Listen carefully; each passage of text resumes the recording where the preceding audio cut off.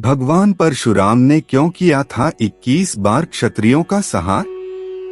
भगवान परशुराम को भगवान विष्णु का छठवां अवतार माना जाता है। भगवान परशुराम के बारे में यह प्रसिद्ध है कि उन्होंने तत्कालीन अत्याचारी और निरंकुश क्षत्रियों का 21 बार संहार किया। लेकिन क्या आप जानते हैं भगवान परशुराम ने आखिर ऐसा क्यों किया? इसी का जवाब देती है एक रोचक पुराण कथा। महिष्मती नगर के राजा सहस्त्रार्जुन क्षत्रिय समाज के है वंश के राजा कार्तवीर्य और रानी कौशिक के पुत्र थे। सहस्त्रार्जुन का वास्तविक नाम अर्जुन था। उन्होंने दत्तात्रेय को प्रसन्न करने के लिए घोर तपस्या की। दत्तात्रेय उसकी तपस्या से प्रसन्न हुए और उसे वरदान मांगने को कहा तो उसने दत्तात्रेय से 10,000 हाथों का आशीर्वाद प्राप्त किया। इसके बाद उसका नाम अर्जुन से सहस्त्रार्जुन पड़ा। इसे सहस्त्राबाहु और राजा कार्तवीर्य पुत्र होने के कारण कार्तवीर भी कहा जाता है। महिष्मती सम्राट सहस्त्रार्जुन अपने घमंड में चूर होकर धर्म की सभी सीमाओं को लांघ चुका था। उसके अत्याचार व अनाचार से जनता त्रस्त हो चुकी थी। वेद, पुराण और धार्मिक ग्रंथों को मिथ्या बताकर ब्राह्मण का अपमान करना, ऋषियों के आश्रम को नष्ट करना, उनका अकारण वध करना, निरीह प्रजा पर निरंतर अत्याचार करना, यहाँ तक कि उसने अपने मनोरंजन के लिए मद में चूर होकर अबला स्त्रियों के सतीत्व को भी नष्ट करना शुरू कर दिया था। एक बार सहस्त्रार्जुन अपनी पूरी सेना के साथ झाड़ जंगलों से पार करता हुआ जमदग्नि ऋषि के आश्रम में विश्राम करने के लिए पहुंचा। महर्षि जमदग्नि ने सहस्त्रार्जुन को आश्रम का मेहमान समझकर स्वागत सत्कार में कोई कसर नहीं छोड़ी। कहते हैं ऋषि जमदग्नि के पास देवराज इंद्र से प्राप्त दिव्य गुणों वाली कामधेनु नामक अद्भुत गाय थी। महर्षि ने उस गाय के मदद से कुछ ही पलों में देखते ही देखते पूरी सेना के भोजन का प्रबंध कर दिया। कामधेनु के ऐसे विलक्षण गुणों को देखकर सहस्त्रार्जुन को ऋषि के आगे अपना राजसी सुख कम लगने लगा। उसके मन में ऐसी अद्भुत गाय को पाने की लालसा जागी। उसने ऋषि जमदग्नि से कामधेनु को मांगा, किंतु ऋषि जमदग्नि ने कामधेनु को आश्रम के प्रबंधन और जीवन के भरण पोषण का एकमात्र जरिया बताकर कामधेनु को देने से इनकार कर दिया।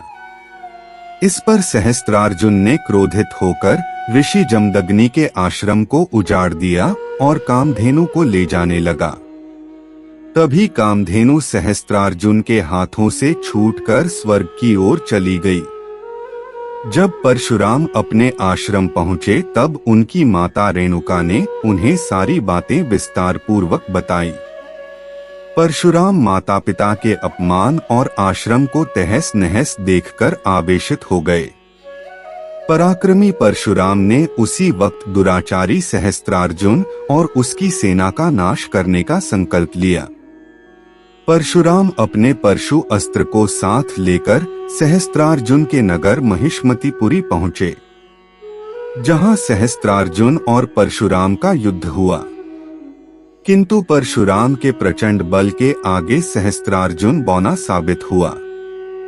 भगवान परशुराम ने दुष्ट सहस्त्रार्जुन की हजारों भुजाएं और धड़ परशु से काटकर कर उसका वध कर दिया। ऋषि जमदग्नि और परशुराम।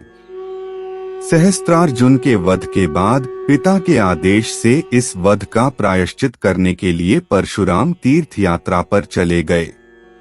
तब मौका पाकर सहस्त्रार्जुन के पुत्रों ने अपने सहयोगी क्षत्रियों की मदद से तपस्यारत महर्षि जमदग्नि का उनके ही आश्रम में सिर काटकर उनका वध कर दिया। सहस्त्रार्जुन पुत्रों ने आश्रम के सभी ऋषियों का वध करते हुए आश्रम को जला डाला। माता रेणुका ने सहायतावश पुत्र परशुराम को विलाप स्वर में पुकारा।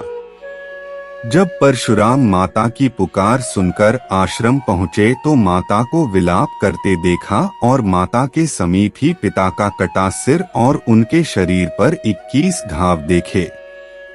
यह देखकर परशुराम बहुत क्रोधित हुए और उन्होंने शपथ ली कि वह है वंश का ही सर्वनाश नहीं कर देंगे बल्कि उसके सहयोगी समस्त क्षत्रिय वंशों का 21 बार संहार कर भूमि को क्षत्रिय विहीन कर देंगे।